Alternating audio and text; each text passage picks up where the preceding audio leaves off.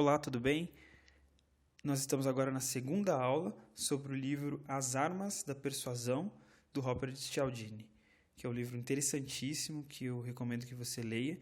E se você não assistiu a nossa primeira aula sobre a introdução desse livro, vai lá, assiste a primeira aula.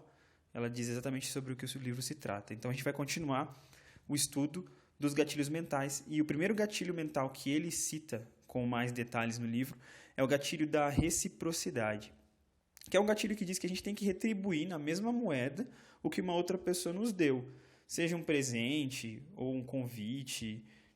É muito comum, por exemplo, quando alguém te convida para o casamento dela e você se sente na obrigação de convidá-la para o seu também.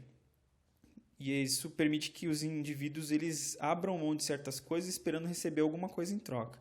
Então é um gatilho poderosíssimo que é muito mais usado do que se pensa por aí, inclusive intencionalmente. E é isso que a gente vai analisar com mais detalhes. Quanto maior o favor, mais duradouro é o nosso desejo de retribuição. Então isso é uma regra que precisa ser bem observada. Por exemplo, vamos supor que você ganhe um tênis. Você se sente, às vezes, na obrigação de dar um presente para retribuir o favor que for feito. Mas se você ganha um carro, por exemplo, o seu desejo de retribuir acaba se tornando muito maior e também mais duradouro.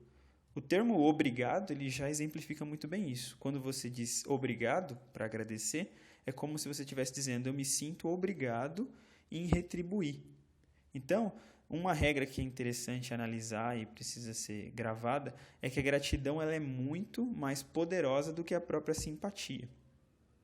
O que é uma regra utilizada por muitas pessoas, porque você precisa conhecer alguém para demonstrar simpatia por ela, mas você não precisa conhecer para ter gratidão, uma sensação de gratidão. Então, muitas pessoas que não te conhecem podem utilizar da gratidão para que você se sinta em algum tipo de obrigação para com ela. Então a obrigação ela acaba sendo mais importante do que a própria simpatia. Significa que você faria muito mais por alguém que fez por você do que por alguém que simplesmente você gosta. Então essa é uma regra muito forte. E aí gera um problema. Por quê? Porque você pode receber, em algum caso, um favor não solicitado. Alguém pode fazer por você alguma coisa que você não pediu. E você acaba ficando devendo para ela. Você fica numa obrigação de retribuir. Então, quando isso acontece, você acaba ficando nas mãos da pessoa que te ofereceu o favor. Até porque é mal visto na sociedade quando você não retribui, mas é também mal visto quando você recusa um presente. Quando você recusa, é como se fosse uma falta de educação. E quando você não retribui, é como se você fosse um ingrato. Por isso que favores não solicitados são tão poderosos. Um exemplo disso, comercialmente falando, são algumas instituições de caridade, principalmente nos Estados Unidos. O que elas fazem? Ao invés de tentar vender um cartão de Natal para você, ela te manda um cartão de presente e junto com uma carta dizendo que se você quiser, você pode fazer uma doação. Elas costumam arrecadar muito mais dinheiro fazendo isso do que simplesmente vendendo o cartão, além de ter uma vantagem fiscal muito grande, porque não é uma venda, e sim um ato de caridade. Então, além de pagar menos imposto, ela consegue arrecadar mais dinheiro com essa tática, se utilizando de um favor não solicitado. Então, o grande problema da gatilho da reciprocidade é que ela pode gerar trocas desiguais.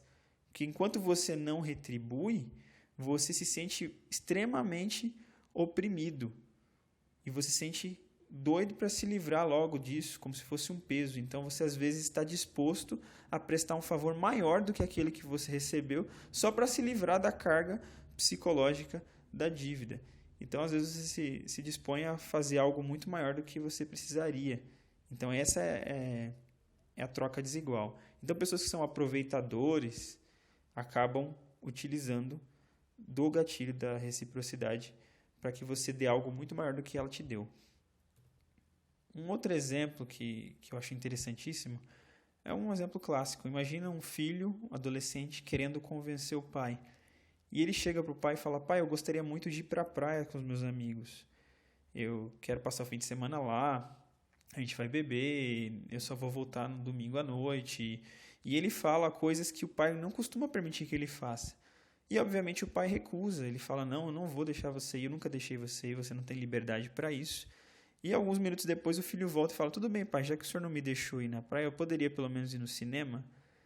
E aí o pai, com a consciência pesada, por quê? Porque ele já recusou uma coisa para o filho, ele já brigou com o filho. E ele fala, eu não posso recusar 2 vezes um pedido. E o cinema parece muito mais tranquilo do que ir para a praia. E é o que ele faz, ele acaba deixando o filho ir para o cinema. Quando, na verdade, o filho sempre teve a intenção de ir no cinema, mas ele pediu a praia antes para que o pai sentisse esse contraste e acabasse permitindo. Isso é uma técnica que é conhecida como rejeição seguida de recuo. Primeiro, existe uma rejeição. O pai rejeita o pedido do filho.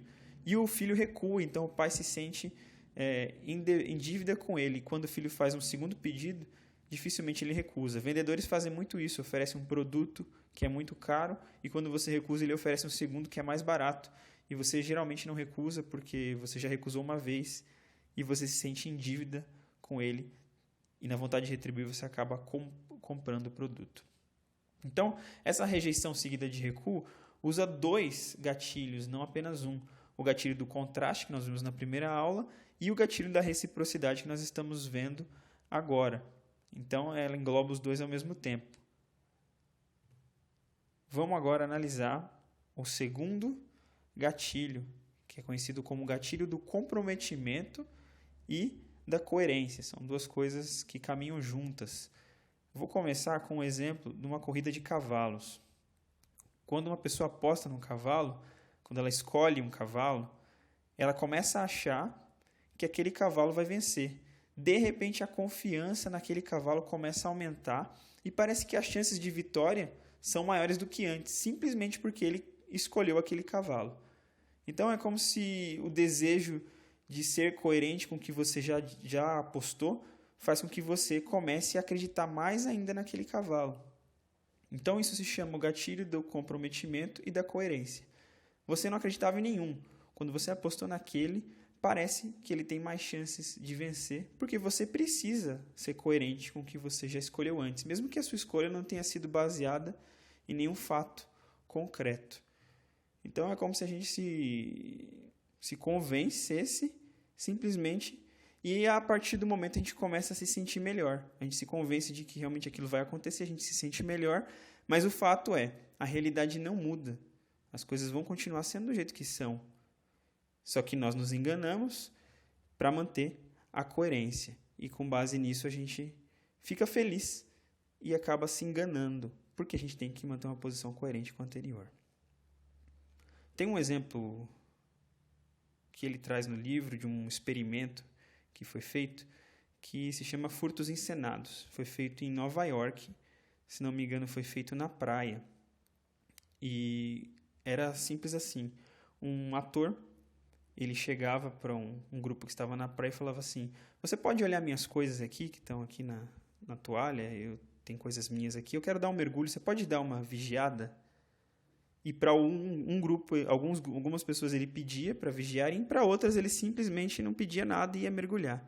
E depois vinha um outro ator que fingia ser um assaltante. Ele simplesmente furtava as coisas e os 2 grupos eram observados. O grupo que ele pediu e para o grupo que ele não pediu. Então, quando o ator não pediu para olharem as coisas dele, 4 pessoas das 20 enfrentaram o ladrão.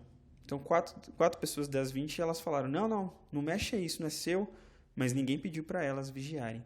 Quando o ator pediu para que elas vigiassem, esse número saltou para 19 das 20. 95% das pessoas defenderam a propriedade daquele rapaz, mesmo não conhecendo, porque elas simplesmente tinham se comprometido. Então, o comprometimento ele é muito forte. Você tem que se manter coerente com o que você prometeu antes. O que ele ia falar para o rapaz quando ele voltasse. Uma técnica que as fábricas de brinquedo costumam usar também, que reflete esse conceito, é lançar um brinquedo. Eles lançam um brinquedo e fazem propaganda intensamente na TV por aquele brinquedo. E aí, de repente, vem o seu filho e pede aquele brinquedo em alguma data especial, no Natal, no Dia das Crianças, e você promete para ele que vai dar aquele brinquedo. Só que aí acontece o imprevisto. Naquela data especial você vai até a loja e descobre que misteriosamente aquele brinquedo está esgotado. E aí você compra um outro brinquedo, porque é uma data especial. E quando você sai com seu filho novamente, fora da data especial, e passa por aquela loja, você vê que aquele brinquedo está lá de novo, misteriosamente. O seu filho olha para ele e fala assim: você me prometeu, pai, eu queria aquele brinquedo. E como você tinha se comprometido, você de novo compra aquele brinquedo que tinha se esgotado. E quando você era para ter comprado um brinquedo apenas, você acaba comprando 2 brinquedos. É uma técnica usada por fabricantes de brinquedos nos Estados Unidos. E quando eles esgotam um produto, eles fazem com que você acabe comprando mais do que você deveria. Então, o compromisso, que é tomar uma posição, expressar uma opinião, acaba ativando a coerência, que ela é automática, é imponderada, que tem relação com o compromisso que você fez anteriormente. E uma coisa que ele fala muito é que o compromisso tem a capacidade de mudar a autoimagem de uma pessoa. Então você começa a se ver diferente depois que você assume um compromisso. Você começa a mudar o seu próprio jeito de pensar. E pode não ter lógica nenhuma aquilo que você está acreditando, mas como você se comprometeu com aquilo antes, você começa a pensar daquele jeito. Então isso muda, de certa forma, a sua autoimagem. Mas nem todos os compromissos afetam a autoimagem. Eles precisam ter uma característica especial para que eles afetem a autoimagem. Então, qual a primeira característica? O compromisso tem que ser ativo.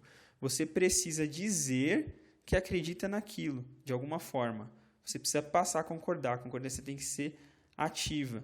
Então, aquele ditado, quem cala consente, não faz muito sentido nesse caso. Você precisa dizer, de alguma forma, que você acredita naquilo.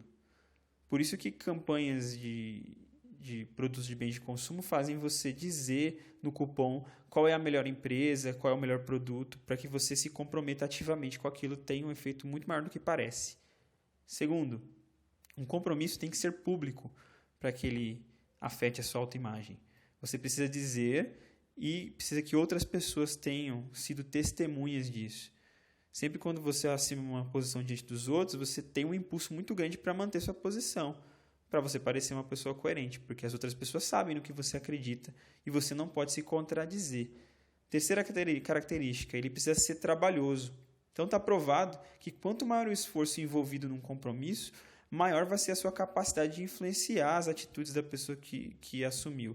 Então, se um compromisso é trabalhoso, você dá mais valor para ele. Um exemplo clássico disso: iniciação de tribos selvagens. Elas são extremamente trabalhosas, são dolorosas, são humilhantes. Iniciações de militares são trabalhosas, são humilhantes, são dolorosas. Trotes de universidades, como tem a imagem aqui. Para entrar numa fraternidade americana de uma universidade, são compromissos extremamente trabalhosos, mas eles são tão difíceis que você dá muito valor para eles. E isso afeta a sua autoimagem. Você começa a pensar que aquilo é muito bom porque não pode ser. Foi tão difícil assim, então é muito importante. E uma última característica é o compromisso tem que ser livremente escolhido. E esse aqui, ele é o mais importante que os outros 3 juntos. Por quê?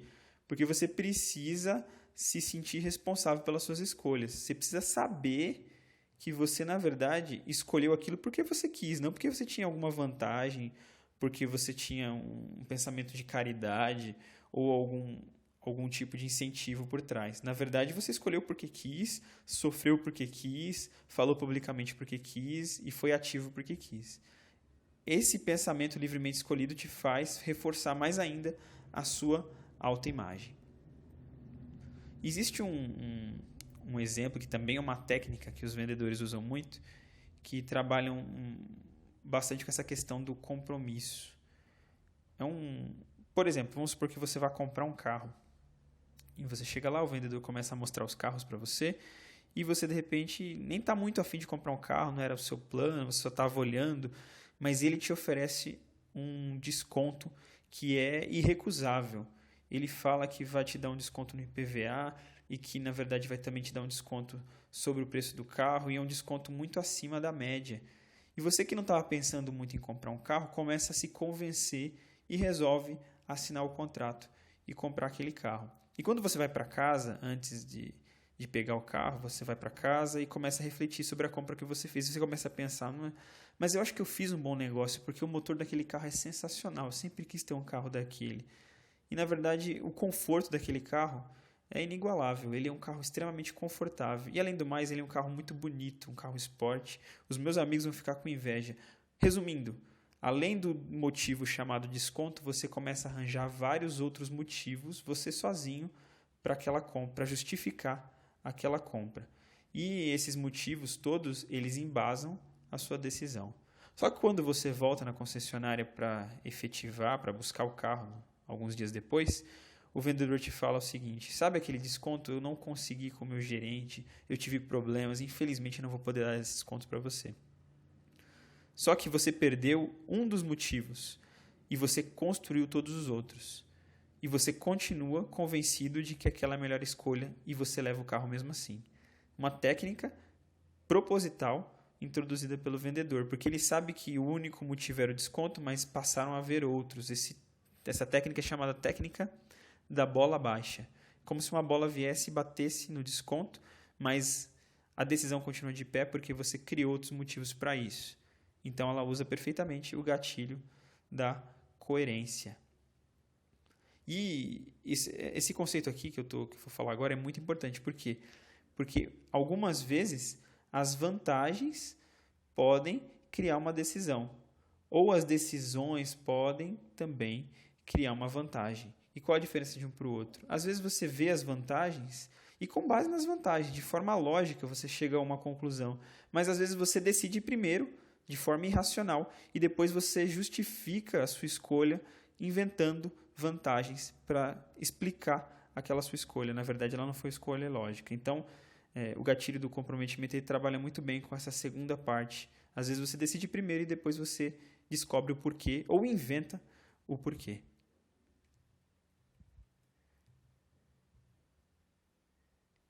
A maior ocorrência do gatilho do comprometimento está entre pessoas de mais idade. Por quê? Porque pessoas de mais idade elas têm uma inclinação por honrar com seus compromissos anteriores.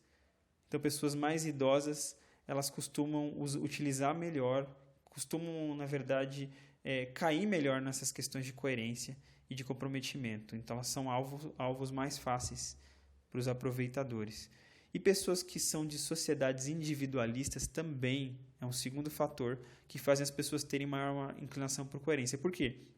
Porque individualistas, eles decidem o que eles vão fazer numa situação examinando basicamente as suas próprias histórias, as suas próprias opiniões, as suas próprias escolhas, e não a dos outros.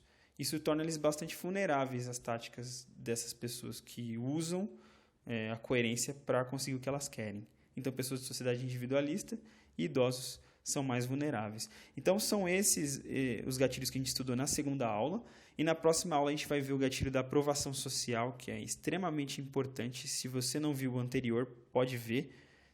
E fique aguardando o próximo vídeo também da aula 3. Se você gostou, por favor, dê um curtir, compartilhe, assine o nosso canal e se cadastre no nosso site. Muito obrigado e até a próxima aula.